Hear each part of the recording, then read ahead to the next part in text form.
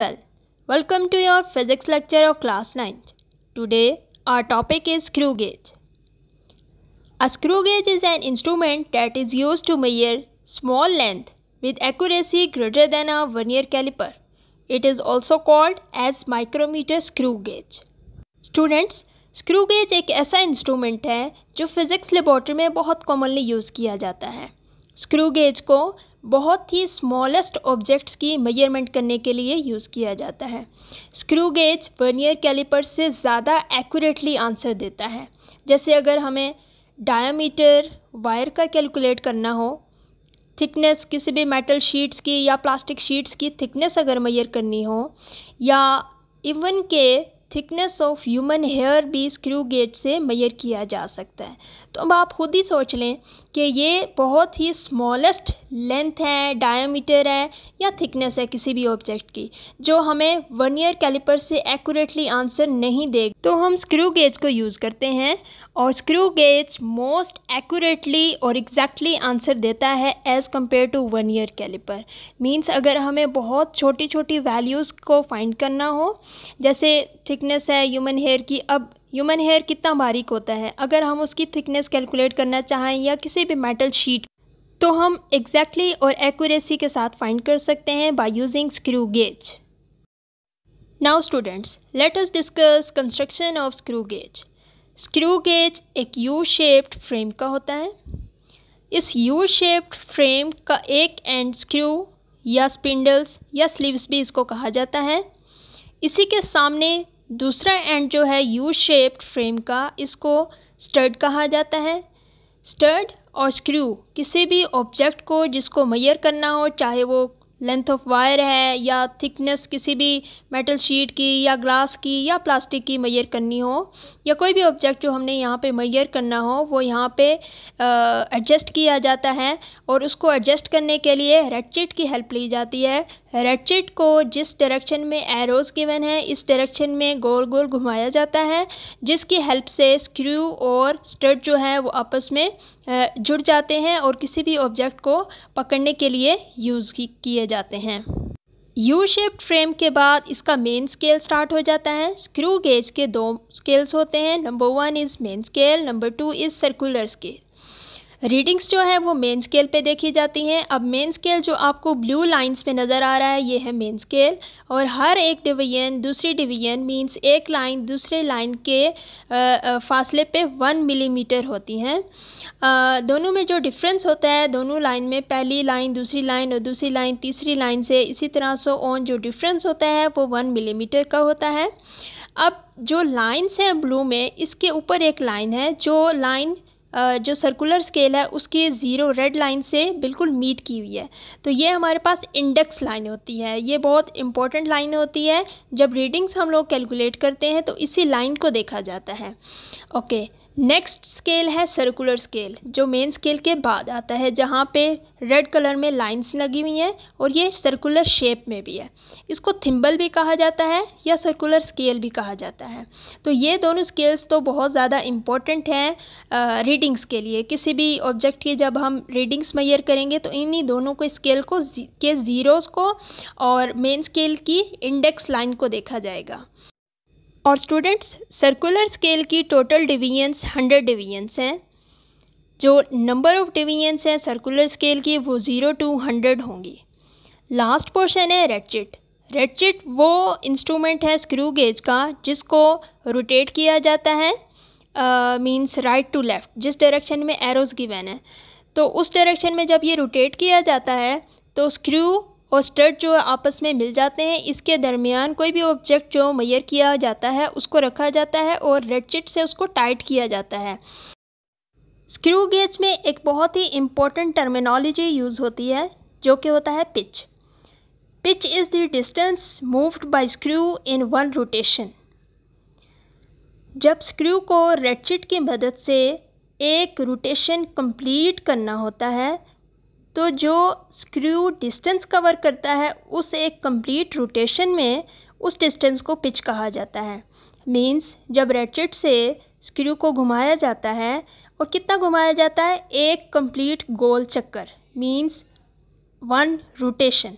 जब 1 rotation screw complete करता है तो उस दौरान जितना भी डिस्टेंस स्क्रू कवर करता है वो पिच होता है। अगर पिच को सिंपल वर्ड्स में डिफ़ाइन करना हो तो वो ये होगा कि 1 complete round trip of circular scale is called pitch. तो पिच निकालने का एक स्पेसिफिक फार्मूला है, pitch equals to distance moved by thimble on main scale upon number of rotations. अब थिम्बल तो ऑब्वियसली सर्कुलर स्केल को कहा जाता है।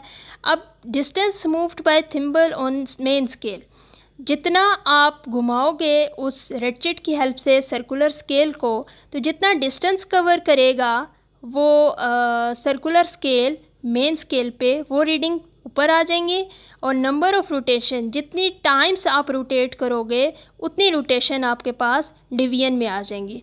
अब जैसे इस फिगर में जो आपके पास मेन स्केल है, अगर उसकी रीडिंग्स आप चेक करें तो यहाँ पे 1 2 3 4 एंड 5 लाइंस बनती हैं, और वो 5 लाइंस जो सर्कुलर स्केल है उसकी लाइन नंबर 5 से बिल्कुल एग्जैक्टली कंसाइड कर रही है मेन स्केल की इंडेक्स लाइन।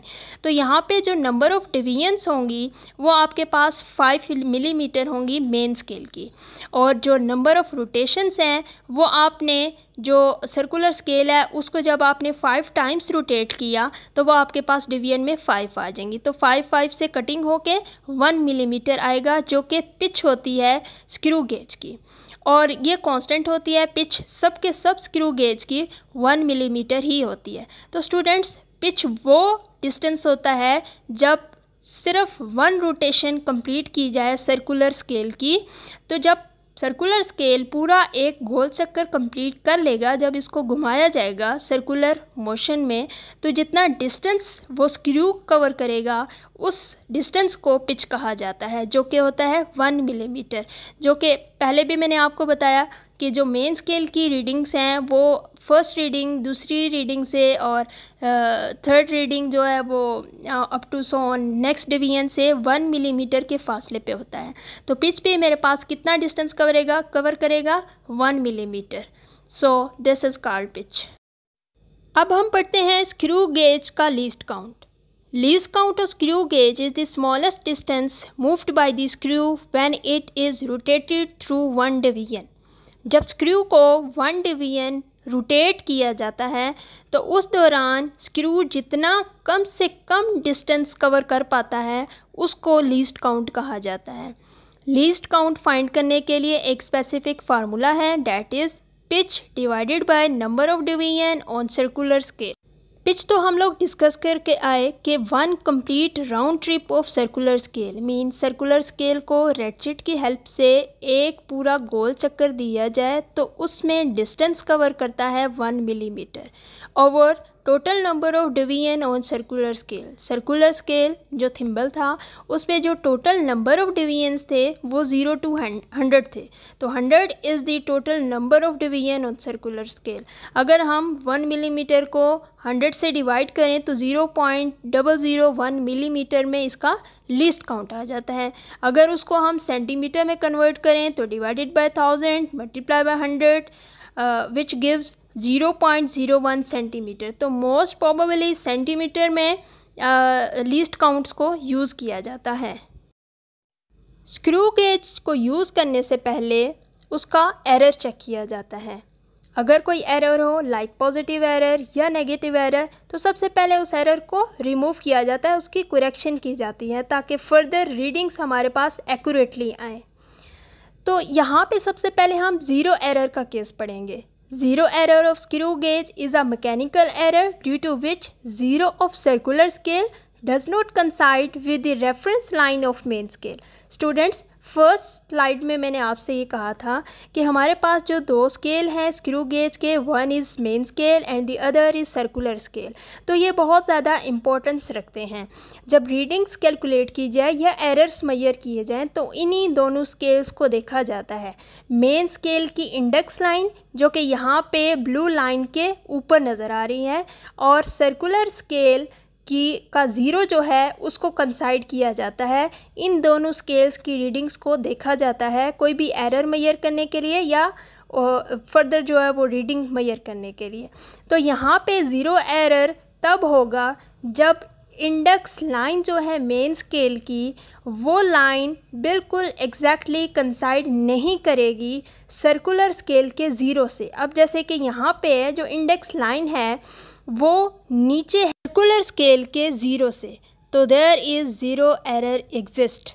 अब देखेंगे कि ज़ीरो एरर कौन सा है, पॉजिटिव है या नेगेटिव। किसी भी ऑब्जेक्ट को मेजर करने से पहले इंस्ट्रूमेंट का एरर चेक किया जाता है, और एरर के 3 केसेस होते हैं। Number 1 is nil zero error, number 2 is positive और नेगेटिव ज़ीरो एरर। अब इस केस में हम लोग नील ज़ीरो एरर पढ़ेंगे जब हम स्क्रू को और स्टड को आपस में एक दूसरे के साथ जोड़ देंगे रेटचेट की हेल्प से, विदाउट एडजस्टिंग एनी ऑब्जेक्ट को रखने से पहले। तो देखेंगे कि जो इंडेक्स लाइन है मेन स्केल की, वो अगर एग्जैक्टली कंसाइड कर रही है सर्कुलर स्केल के ज़ीरो से, जैसा कि इस केस में है। जो रेड लाइंस में आपको नज़र आ रही हैं वो सर्कुलर स्केल की लाइंस हैं, और जो ब्लू में ज़ीरो नज़र आ रहा है उसकी जो हल्की सी आगे जो लाइन है वो इंडेक्स लाइन है, ठीक है। तो देखते हैं कि वो इंडेक्स लाइन जो सर्कुलर स्केल है उसके ज़ीरो के साथ एग्जैक्टली मीट हो रही है, मींस कंसाइड कर रही है। जब दोनों स्केल्स मींस सर्कुलर स्केल और मेन स्केल की इंडेक्स लाइन एक दूसरे के साथ एग्जैक्टली कंसाइड कर जाएं तो वहाँ पे ज़ीरो एरर ज़ीरो होगा। Now let us discuss another case of zero error, that is positive zero error.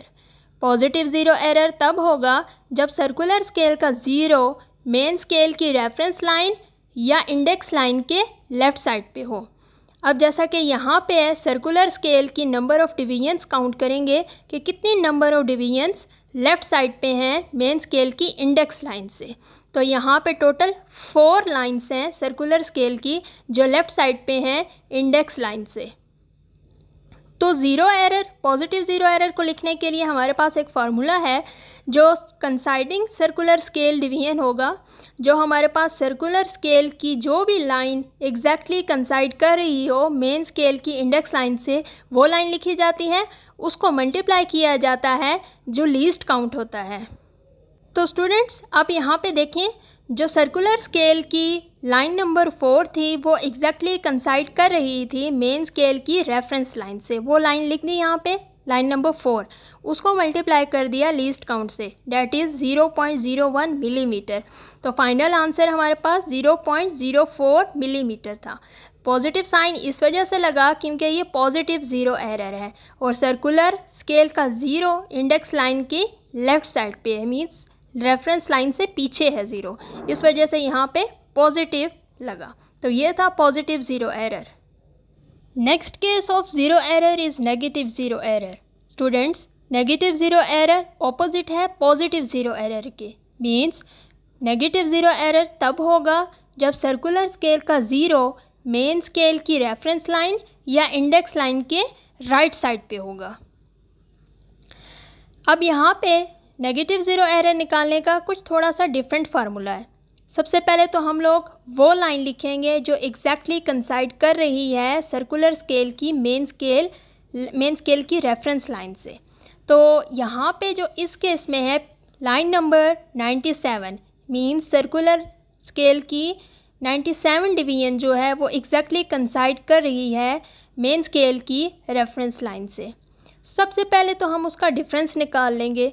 जो टोटल डिवीजन्स होंगी सर्कुलर स्केल की, जो कि हमें पता है 100 होती हैं, उसके बाद उसको माइनस कर दिया जाएगा उस लाइन से जो एग्जैक्टली कंसाइड कर रही होगी सर्कुलर स्केल की मेन स्केल की रेफरेंस लाइन से। तो यहाँ पे लाइन नंबर 97 कंसाइड कर रही थी, तो टोटल डिवीजन में से कंसाइडिंग डिवीजन निकाल के हमारे पास टोटल 3 डिवीजन बाकी बच जाते हैं। तो अब इस 3 को हम लोगों ने नेगेटिव ज़ीरो एरर निकालने के लिए लीस्ट काउंट के साथ मल्टीप्लाई कर देना है, जो कि आया -0.03 मिलीमीटर। माइनस साइन इस वजह से लगा क्योंकि नेगेटिव ज़ीरो एरर है। तो स्टूडेंट्स एरर चेक करने के लिए स्क्रू गेज के दोनों एजेस को, जो यू शेप्ड के दोनों एजेस हैं, number 1 screw, number 2 is stud, इन दोनों को आपस में जोड़ा जाता है रेटचेट की हेल्प से। जब सर्कुलर स्केल एक रोटेशन कंप्लीट कर लेता है तो फिर सर्कुलर स्केल के ज़ीरो को इंडेक्स लाइन से देखा जाता है, उसके साथ उसको कंपेयर किया जाता है और देखा जाता है कि जो मेन स्केल की इंडेक्स लाइन है या रेफरेंस लाइन है, क्या वो एग्जैक्टली कंसाइड कर रही है सर्कुलर स्केल के ज़ीरो से। अगर एग्जैक्टली कंसाइड कर रही है तो यहाँ पे ज़ीरो एरर ज़ीरो होगा, और अगर ज़ीरो एरर ज़ीरो हो तो फिर फर्दर नेगेटिव और पॉजिटिव ज़ीरो एरर की ज़रूरत नहीं पड़ती, फिर कोई भी ऑब्जेक्ट रख के उसको मैयर किया जा सकता है।